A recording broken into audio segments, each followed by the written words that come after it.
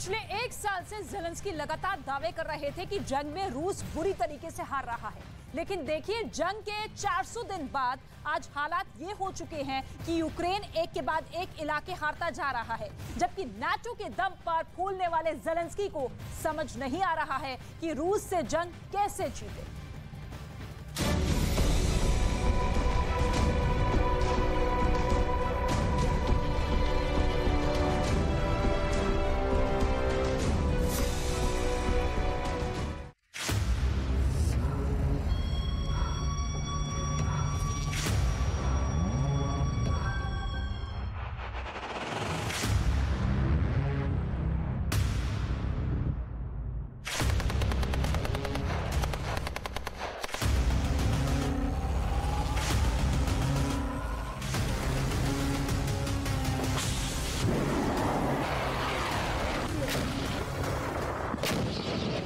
आखिर 400 दिन की जंग के बाद यूक्रेन के कमांडर क्यों कहने लगे हैं कि यूक्रेन के बखमूत पर रूस का कब्जा होने जा रहा है? क्या वाकई में बखमूत दूसरा बूचा बन चुका है?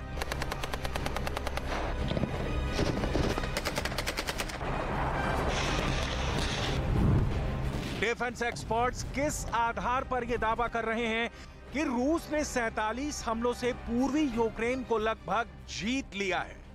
क्या वाकई में पुतिन की टैंक ब्रिगेड के सामने नाटो और यूक्रेन के हथियार टिक नहीं पा रहे हैं? अगर पुतिन बखमूत को जीतने का ऐलान कर देंगे तो क्या नाटो और अमेरिका इसे यूक्रेन की हार मान लेंगे? 400 दिन बाद जीता रूस। पिछले 400 दिन से रूस की फौज यूक्रेन पर 8000 से ज्यादा मिसाइलें दाग चुकी है। पिछले 400 दिन से रूस के 3000 टैंक पूर्वी यूक्रेन को रौंद रहे हैं। पिछले 400 दिन से पुतिन का रूस नाटो और अमेरिका के हथियारों को चुन चुन कर तबाह कर रहा है। यूक्रेन में रूस का स्पेशल मिलिट्री ऑपरेशन इस वक्त जीत के बेहद करीब पहुंच चुका है। डिफेंस एक्सपर्ट्स दावा कर रहे हैं पुतिन के 50,000 सैनिकों ने पूर्वी यूक्रेन का किला कहे जाने वाले बखमूत को यूक्रेन का दूसरा बूचा शहर बना दिया है, जहां की 70,000 की आबादी बखमूत छोड़कर या तो भाग गई है या फिर इसमें से बहुत से लोग मारे जा चुके हैं। बखमूत में रूस ने 30 फीट इलाके पर कब्जा करने के लिए अपने 1000 सैनिकों की कुर्बानी दी है। कुछ जानकारों के मुताबिक 70,000 की आबादी वाले बखमूत पर कब्जा करने के दौरान रूस के अब तक 30,000 से ज्यादा सैनिक मारे जा चुके हैं। लेकिन पुतिन का रूस बखमूत पर किसी भी कीमत पर कब्जा करने पर उतारू है। ज़ेलेंस्की के यूक्रेन के लिए बखमूत नाक की लड़ाई माना जा रहा है, लेकिन अफसोस ज़ेलेंस्की का यूक्रेन बखमूत लगभग हार चुका है और इसके संकेत मिलने लगे हैं। बखमूत बना दूसरा बूचा।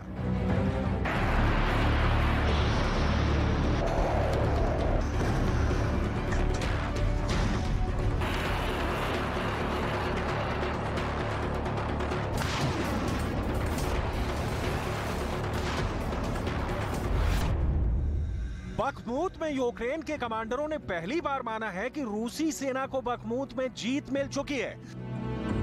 रूस ने बखमूत को बूचा की तरह तबाह कर दिया है, लेकिन वहीं यूक्रेनी सेना यह भी दावा कर रही है कि उसने बखमूत में रूस के 47 बड़े हमलों को नाकाम कर दिया है, जबकि रूस दावा कर रहा है कि उसने सोलेदार के बाद बखमूत पर दूसरी बड़ी जीत हासिल कर ली है। यूक्रेन के राष्ट्रपति ज़ेलेंस्की ने भी बखमूत पर बयान देते हुए कहा है कि अगर बखमूत रूस जीत लेगा तो फिर यूक्रेन के लिए जंग में हालात बेहद खराब हो जाएंगे। ज़ेलेंस्की ने भी माना है कि बखमूत में हथियारों की कमी की वजह से यूक्रेन के सैनिक रूस का मुकाबला नहीं कर पा रहे हैं। ज़ेलेंस्की ने तो यहां तक कह दिया है कि मैं बखमूत में अपने सैनिकों को मरने के लिए नहीं भेज सकता। यूक्रेन के कमांडरों और ज़ेलेंस्की के बयान से साबित होता है कि यूक्रेन भी ये मानकर चल रहा है कि बखमूत से रूस को खदेड़ना लगभग नामुमकिन है।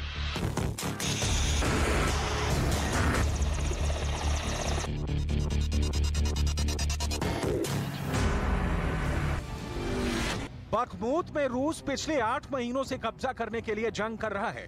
भयंकर खून खराबे के बाद रूस ने बखमूत पर कंट्रोल कर लिया है। रूस के लिए बखमूत रणनीतिक तौर पर बेहद खास शहर है, जहां से यूक्रेनी सेना की सप्लाई लाइन को काट दिया गया है। बखमूत में रूस के तोपखाने ने यूक्रेन की पहली रक्षा पंक्ति के छींथड़े उड़ा दिए, जबकि दूसरी और तीसरी रक्षा पंक्ति को रूस की टैंक ब्रिगेड ने सीधा हमला करके ध्वस्त कर दिया। बखमूत में एक वक्त ऐसा हो गया था कि यूक्रेन के 20 सैनिकों पर रूस के 200 सैनिक एक साथ हमले कर रहे थे। ज़ेलेंस्की भी बखमूत को बचाने के सपने अभी भी देख रहे हैं। ज़ेलेंस्की बंकरों में सैनिकों का हौसला बढ़ा रहे हैं, लेकिन इसका कितना फायदा अब बखमूत में यूक्रेन को मिलेगा, इसका जवाब किसी के पास नहीं है। Правилах людяності, поваги і миру. Ось чому Україна переможе. Бо свобода і справедливість, людяність і повага, заслужений народом мир мають перемогти. Цей день, як і будь-який із 400, був у мене максимально активним. रूस ने 24 फरवरी 2022 से लेकर आज तक हर दिन यूक्रेन पर 12 से 15,000 गोले दागे हैं। रूस के 4,000 टैंक यूक्रेन के 17% इलाके को तबाह करके कब्जा कर चुके हैं। यूक्रेन के 1 लाख वर्ग किलोमीटर इलाके में रूस के भयानक हमलों की वजह से यूक्रेन को 50 लाख करोड़ का नुकसान नवंबर 2022 तक हो चुका था। नाटो और अमेरिका के हथियार यूक्रेन के लिए सिर्फ खिलौना साबित हो रहे हैं।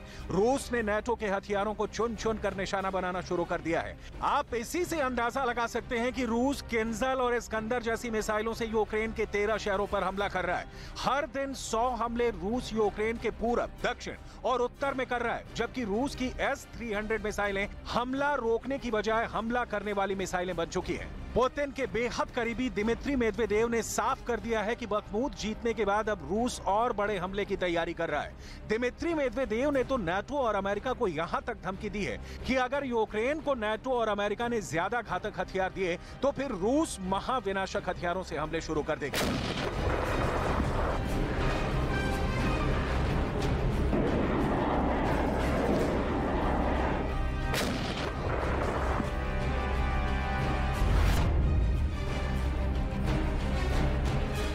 Поставок иностранного оружия на Украину в конечном счете приближает вот этот самый ядерный апокалипсис. Это не означает, что он состоится. Я уже об этом говорил. Но всадники апокалипсиса, они в пути, и они продолжают свое движение.